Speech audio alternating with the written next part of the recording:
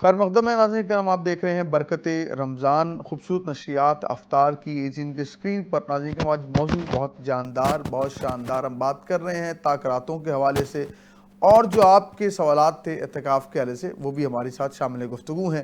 ناظرین کرام آپ جانتے ہیں کہ ہم ساتھ ساتھ جو شخصیات کو بھی پروگرام کا حصہ بناتے ہیں جنہوں نے پاکستان کے لیے کام کیا ہو، پاکستانیت کے لیے کام کیا ہو۔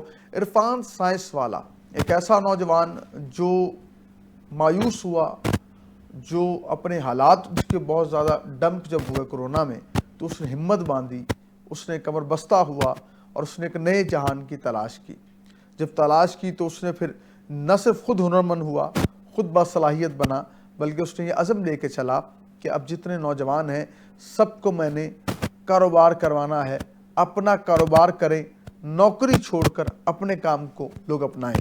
اور اس نے اس عزم کو لے کے چلا اور الحمدللہ اسے پوری پاکستان میں ٹریننگ سینٹر کا قیام کیا، جہاں پر باقاعدہ وہ اس حوالے سے ٹریننگ بھی دیتے ہیں، لوگ ان سے جانتے ہیں ہم کتنے پیسوں میں کون سا کاروبار کریں، اور ساتھ ساتھ لوگوں کو موٹیویشن بھی دیتے ہیں کہ نوکر نہیں کاروباری بننا ہے، اپنا کام شروع کریں۔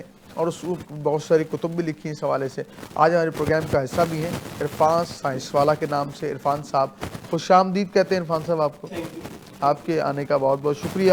اور ناظرین کرام آپ جانتے ہیں کہ ہمارا ایک سیگمنٹ ہوتا ہے کتاب کا سیگمنٹ۔ آپ جانتے ہیں کہ ہم چاہتے ہی ہیں کہ ہمارا بچہ کتاب سے جڑ جائے، علم سے جڑ جائے، اور شاہ صاحب بھی بڑی خوبصورت انداز میں کتاب پر، علم پر بات کرتے ہیں، تو ہم وہ کتاب کی طرف بھی بڑھتے ہیں، اس سیگمنٹ کی طرف جائیں گے۔ آج کتاب جو ہم آپ کے لیے لے کے آئے ہیں وہ کتاب ہے احوال مقدسہ کے حوالے سے۔ وہ احوال کن کا ہے؟ احوال ہے عاشق یزداں شیر ربانی حضرت میاں محمد شیر محمد شرکپوری رحمۃ اللہ تعالیٰ علیہ۔ ایک ایسے باکمال، ایک ایسے لازوال، ایک عظیم و کریم ہستی کہ جنہیں برصغیر پاک و ہند کے اندر شیر محمد کے نام سے دنیا یاد کرتی ہے۔ ان کے احوال، ان کے معاملات، اور ناظرین کرام ساتھ اس پر خوبصورت کتاب لکھی ہے۔ حضرت علامہ قاضی ظہور اختر صاحب نے اس کتاب کو لکھا ہے، پبلش کیا ہے، کرم والا بک شاپ نے اس کو پبلش کیا ہے۔ حضرت میاں شیر محمد شرکپوری رحمۃ اللہ علیہ کا شمار برصغیر کے بہت بڑے بزرگوں میں ہوتا ہے۔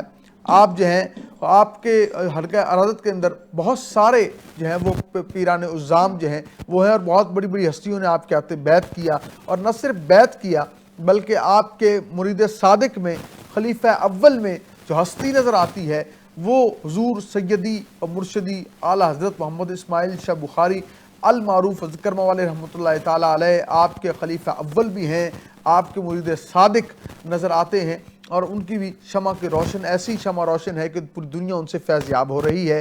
میاں شیر محمد شرکپوری رحمۃ اللہ علیہ جو ہے آپ کا مزار شرکپور کے اندر موجود ہے، اور آج بھی مرجع خلائق ہیں، اور آپ نے پوری زندگی اللہ اور اس کے رسول کا پیغام دیا، اللہ اور اس کے رسول سے محبت کا درس دیا، اللہ اور اس کے رسول سے پیار کا درس دیا ہے۔ یہ کتاب ان کے حوالے کے اوپر ہے۔ بچوں کو دینی کتب ضرور پڑھائیں تاکہ وہ جان سکیں کہ جو ہے اسلام کیا کہتا ہے، قرآن کیا کہتا ہے، مصطفیٰ کا پاک فرمان کیا رہنمائی کرتا ہے، اور اپنے بچوں کو حضور کی آل کی محبت ضرور سکھائیں، حضور کے اصحاب کی محبت ضرور سکھائیں، تاکہ بچوں کو پتہ چلے کہ ہمارے اسلاف کیا کہتے ہیں، ہمارے اسلاف کا جو ہے وہ کیا خدمات ہیں، کیا ان کی قربانیاں ہیں۔ ہمارے بچوں کو ضرور پتہ ہونا چاہیے۔ بچوں کو اچھا برانڈ بھی پہنائیں، بچوں کو بہترین لباس لے کر دیں، لیکن عقیدہ ان کو پرانا لے کے دینا ہے۔ در شاہ نجف سے عقیدہ لے کے دیں، جہاں سے ان کا ایمان بھی، اس کو بھی چار چاند لگیں، قبر کی رات بھی روشن ہو۔ اور ہم آغاز کرتے ہیں قبلہ شاہ صاحب سے، اور شاہ صاحب جس پیارے انداز کے اندر پورے رمضان آپ کی رہنمائی کر رہے ہیں، بڑے احسن انداز کے اندر علمیت کے ساتھ، اور نوجوانوں سے پیار کرتے ہیں، ان کا خاصہ ہے اللہ ان کو عزت دے، ان کو زندگی عطا فرمائے، ان کا سایہ تعدیر قائم و دائم رکھے۔ شاہ صاحب ماشاءاللہ آج ہم تاک رات سے بات کر رہے ہیں، دیکھتے ہیں بیچارے بزرگ جو ہیں وہ تاک رات، دل تو ان کا بھی کرتا صحیح صحیح رات عبادت کریں، اب گھٹنے بھی جواب دے جاتے ہیں، ان کا کوئی رخصت بھی ہے کہ بیٹھ کے پڑھ لیں، کئی کہتے ہیں جی کھڑے ہو کے بزرگ جو ہے ضد پہ آ جاتے ہیں میں کھڑے ہو کے پڑھنا ہے، مسجدوں میں ناراض بھی ہو جاتے ہیں، بزرگوں سے کہنا بیٹھ کے پڑھ لیں، وہ ناراض ہو، ان کی محبت اپنی جگہ۔ آپ کیا کہتے ہیں؟ ناراض اس لیے ہوتے ہیں کہ اس کا ثواب آدھا رہ جاتا ہے، اچھا اور یہ جو حریص علیکم ما عنتم علیہ، یہ جو نبی علیہ السلام کی شان میں بھی ہے نا، آپ کے اوپر وہ آپ کی بخشش کے لیے حریص ہیں سبحان ہرس اللہ، کی حد تک۔ سبحان اللہ، سورہ توبہ کی آخری آیات ہیں۔ سبحان اللہ، تو وہ یہ دنیا میں آپ گھاٹا، مثلا گھاٹا نہیں کھاتے، آپ بے شک، نہیں کھاتے نا، सौदा बाजी करते हैं कि मैं क्यों घाटा खाऊं। सिंगल नमाज पढ़नी है, सवाब है, जमात से पढ़ेंगे 27 गुना है, मस्जिद अल हराम में 1 लाख गुनाहों का सवाब है, मस्जिद नबवी में 50,000 का सवाब है। तो ये जो तजारत है, दीन में जो फ़ायदा है, उसको क्यों छोड़े।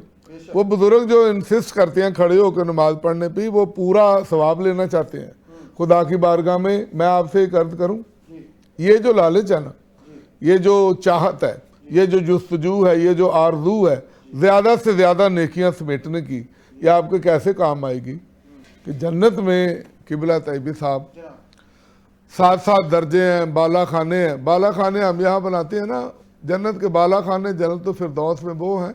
फिदा में मोहल्ले का कोई उनका वो नीचे सतून कोई नहीं है, फिदा में खड़े हैं घर। हमारे तो यहाँ जितनी बड़ी बिल्डिंग बनाएंगे आप, बड़े बड़े सतून पिलर खड़े करेंगे तो फिदा में मोहल्ले का कैसा मंजर है अल्लाह का। तो एक अहले बहिश्त जो है ना, वो करवट बदलता है ना जब, तो एक खुशबू उठती है। दूसरा जन्नती अल्लाह पाक से मलाइका से पूछता है कि ये जो मेरे पड़ोस में जो मेरे दोस्त हैं, बंदा मोमन है, जन्नती बहिश्ती, इसने जब करवट बदली है तो जो खुशबू पैदा हुई है वो मेरी करवट बदलने से क्यों नहीं आती। अच्छा, जरा गौर फरमाएं। सवाल क्या है कि साथ वाले बहिश्ती ने, दोस्त ने, बंदा मोमन ने, बंदा खुदा ने, अब्दे खुदा ने जी करवट बदली है तो खुशबू वो उठी है कि जन्नत उससे मुअत्तर हो गई है, मेरे करवट बदलने से क्यों नहीं होती। सही सवाल अच्छा है जी जी बहुत। तो मलाइका उसे जवाब देंगे, उसने जिंदगी में आपसे 1 मरतबा सुभान अल्लाह ज्यादा कहा है। वाह वाह वाह वाह वाह वाह वाह वाह, गौर फरमाएं। क्या कहने भाई, वाह गौर फरमाए।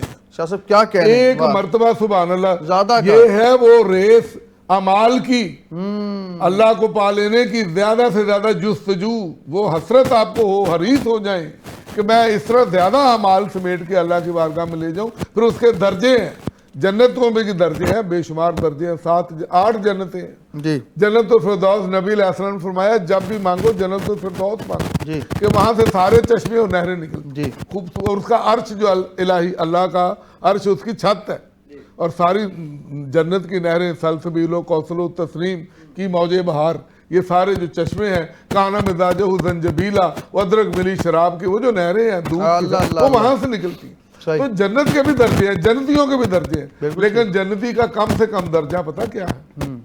कम से कम दर्जा ये है कि वो सारी मखलूक खुदा की बैक वक्त दावत कर सके, इतना एरिया उसके पास होगा। वाह वाह वाह, खूबसूरत बात कर रहे हैं। लेंगे एक शॉर्ट ब्रेक, हाजिर हूं यकीन के साथ कि आप कहने जाएंगे।